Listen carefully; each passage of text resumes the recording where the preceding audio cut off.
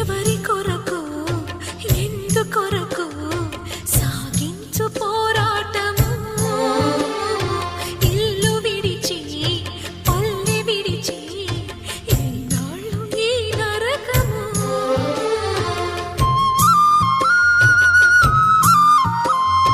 గుండెలో బాధలను దాచుకోవాలి